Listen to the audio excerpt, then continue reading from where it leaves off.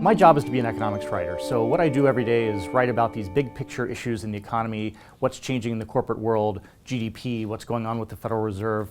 And then at night, often over the last several years, I'll go out and I'll see a friend or see a colleague or a source, and we'll talk about how hard it can be to navigate a career in the modern world, how you have to make a lot of decisions. There's not a nice linear path you can follow like our parents' generation did.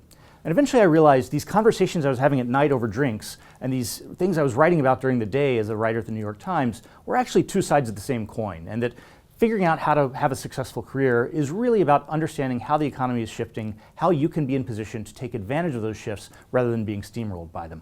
For this book, I went to a lot of big companies, to Goldman Sachs, to Microsoft, to GE, to Walmart, and asked, okay, what does it take to succeed in this environment we're in, this highly technological, highly competitive environment?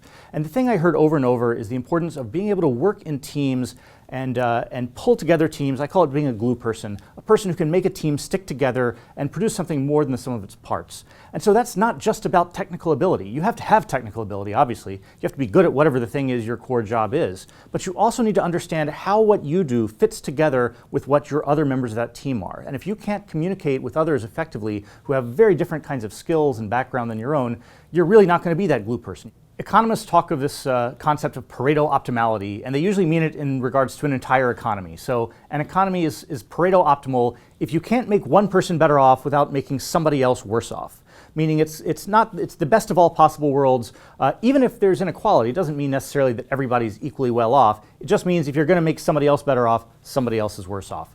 Now, that's not what I'm talking about with careers, but I think drawing that line is a really useful concept that can help us understand who becomes a good glue person, who actually helps modern organizations propel towards success.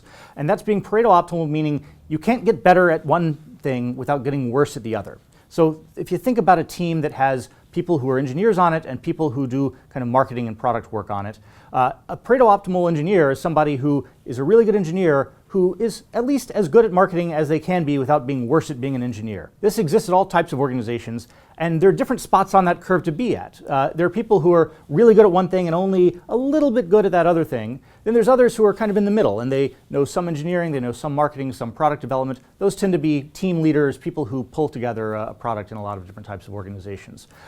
There's no right answer for where on that curve you should be, but if you're not on that curve, you're in trouble, and you need to find a way to get out toward that frontier and work on whichever of your skills are lacking. You take every opportunity you have in the course of a career, whether that's in college, grad school, early jobs, even into mid-career jobs, to stretch yourself in new ways that might not come naturally to you. I think the most natural thing in the world is to take whatever you're naturally good at and try and get better at it. If you're a kid and you're good at a certain sport, you're probably going to keep playing that sport because it's nice to be good at things.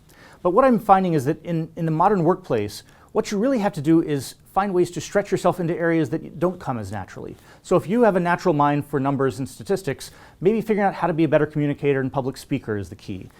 If you're somebody who comes up through engineering, maybe understanding what do these finance people actually do all day? How does marketing fit into figuring out what product I should be building and working on?